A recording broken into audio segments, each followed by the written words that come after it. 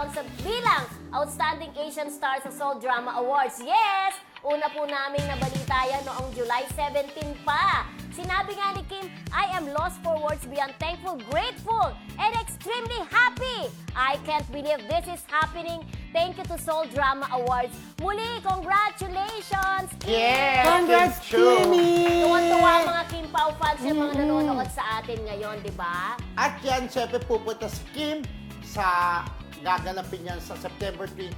Five. 5. September 5. 5. Gaganapin yan doon. Hindi pa natin kung Pupunta sa pupunta. South For Korea. sure, Sabi niya, hindi excited na akong Oo, pumunta. pumunta. Sabi niya. Ang Oo galing-galing naman. naman, Siyempre, di ba? international Hindi mo pa award. lalagpasin yung ganung moment, Oo. di ba? Oo. Actually, pangalawa niya na to eh, no? Pangalawa na? Hindi ko lang sure.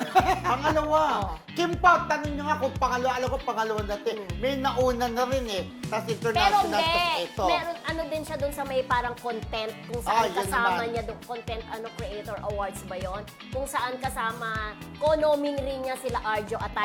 Yan. Yun yung una. Iba yan. Oo, Ang iba ibang yun. awards yan eh. Hindi, pangalawa niya ng Oo. award is nauna nga yung sabi ko. Masyado maintindihan. Hindi yung pangalawang award niya na Oo. dito sa Seoul Asian, Seoul Asian Drama. Seoul Drama Award. Ano ba? Hindi ito pangalawa niya. Ibig sabihin, pangalawang international award na ni Oo. Kim. Ang Chiu. nakakatuwa, Oo. ang nakakatuwa, di ba?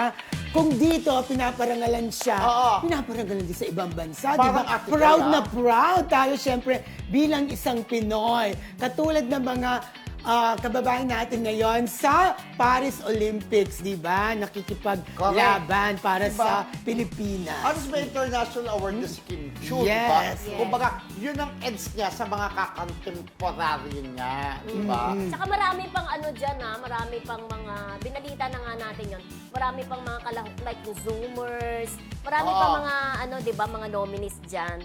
Correct. Oo. At ang daming ang tinalo niya, yung mga Asian actors, di ba? Mm, Oh, correct. marami Chiu, siyang talagang tinalo. bongga-bongga talaga. Kaya naman, very, very proud sa kanya ang Kim Pao. Di ba, Mami Amores? Oh.